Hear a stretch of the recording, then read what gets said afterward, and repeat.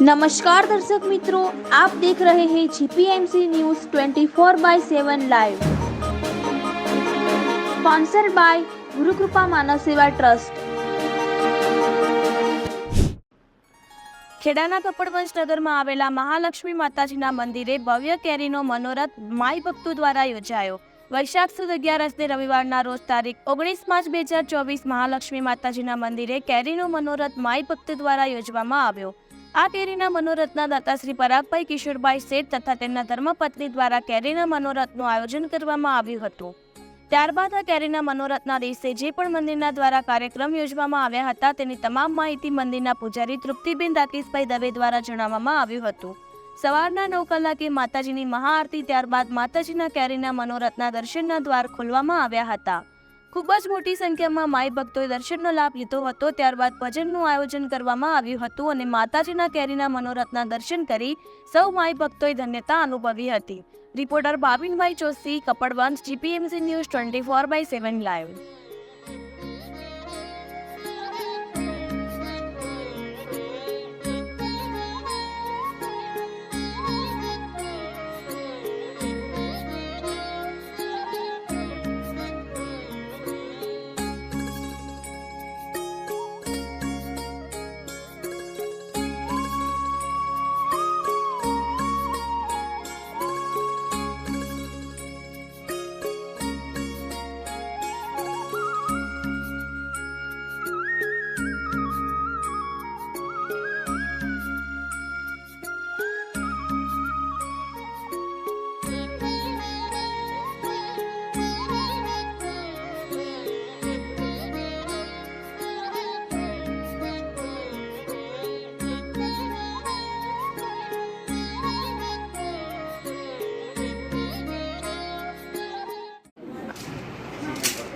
આપનો પરિચય આપો।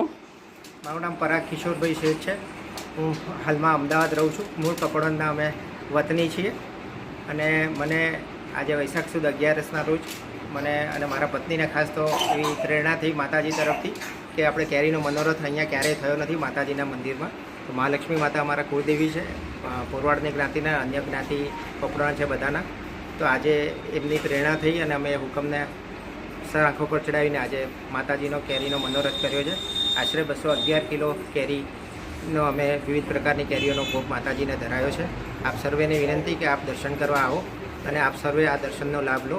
મહાલક્ષ્મી માતા આપ બધાની મનોકામના પૂર્ણ કરે। આપનો પરિચય આપો। મારું નામ તૃપ્તિબેન રાકેશકુમાર દવે।